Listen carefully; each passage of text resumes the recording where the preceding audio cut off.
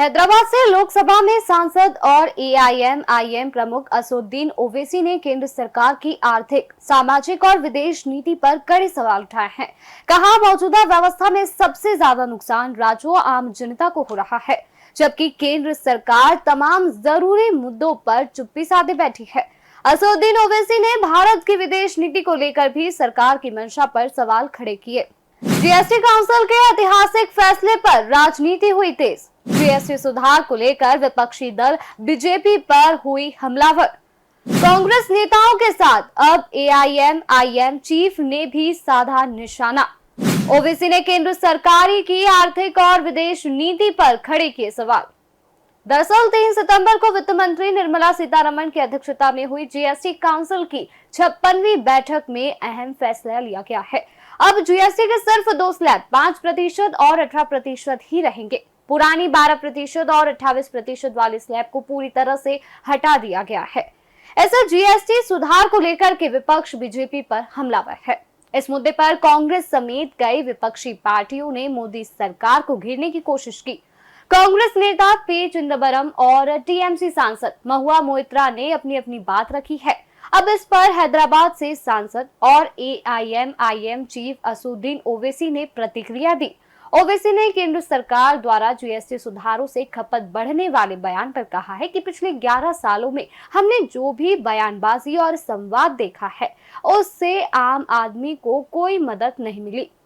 अरे अगर स्टेट्स पिट रहे हैं तो फिर कैसे होगा बताइए। उनको कंपनसेशन दीजिए ना फिर आप स्टेट्स को, या फिर स्टेट्स को आप सेस में लाइए, सेस भी दीजिए स्टेट्स को। आप सेस नहीं देते, आप सेस आप देकर तो गवर्नमेंट ऑफ इंडिया तो आप तो अपने आप को मोटा कर रहे हैं, मगर जो सेस और सरचार्जेस में स्टेट्स को हिस्सा आता ही नहीं है।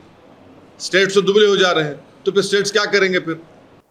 इससे पहले कांग्रेस सांसद जयराम रमेश ने जीएसटी सुधारों पर मोदी सरकार पर निशाना साधते हुए कहा कि पीएम नरेंद्र मोदी ने 15 अगस्त के भाषण में ही दरों में कटौती का ऐलान कर दिया था, जबकि ये फैसला संवैधानिक निकाय जीएसटी काउंसिल की बैठक के बाद होना चाहिए था। कांग्रेस नेता ने सवाल किया कि क्या काउंसिल अब महज औपचारिकता बनकर रह गई है। कांग्रेस नेता ने कहा कि उनकी पार्टी लंबे वक्त से जीएसटी 2.0 की मांग करती रही, जिसमें दरें कम हो। अब जो आपका इनपुट मटेरियल है टेक्सटाइल का, फुटवेयर का, वो हायर फिनिश गुड से ज़्यादा है, वो उसको क्या करेंगे आप। तो ये सब चीज़ें हैं जिसका सरकार को गौर करना चाहिए था। अब देखते हैं क्या होगा। अब वो ओवरऑल क्या अच्छा मोटरसाइकिल है, आपका नहीं मोटरसाइकिल है, वो सिन गुड्स कैसा हो गया भाई 350 सीसी के ऊपर। अरे भाई तुम्हारा कंपनी तुम्हारे को नहीं दे रहा होगा, तुमको, तुम गाड़ी में फिरते भाई 350 सीसी के ऊपर है, वो सिन गुड कैसा हो गया बताइए। सर ओवरऑल क्या ये वेलकमिंग डिसीजन है आपकी तरफ से?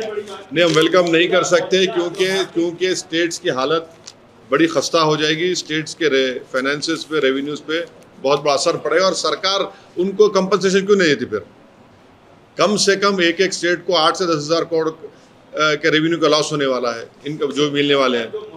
आपको बता दें कि 3 सितंबर जीएसटी काउंसिल ने काफी गहन मंथन करने के बाद इनडायरेक्ट टैक्सेस की दरों में ऐतिहासिक सुधार करते हुए 4 की जगह सिर्फ 2 जीएसटी स्लैब को मंजूरी देने की घोषणा की।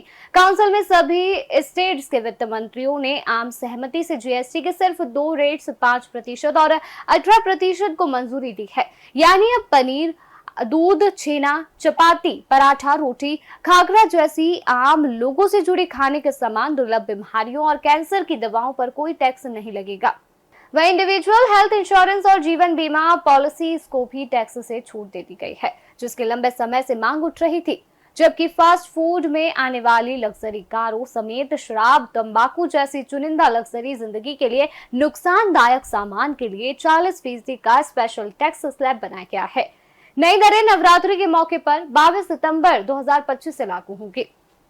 जीएसटी काउंसिल की इस ऐतिहासिक घोषणा से आम उपभोक्ताओं को राहत मिल सकती है और टैक्स सिस्टम को सरल बनाने की दिशा में यह एक बड़ा कदम माना जा रहा है। हालांकि सरकार के इस फैसले को लेकर विपक्ष की आपत्ति यह संकेत देती है कि टैक्स सुधारों पर आम सहमति और पारदर्शिता की अभी भी जरूरत बनी हुई है। आने वाले समय में देखना दिलचस्प होगा कि यह नई जीएसटी संरचना अर्थव्यवस्था, व्यापारिक जगत और आम नागरिकों के जीवन पर कितना सकारात्मक असर डालती है।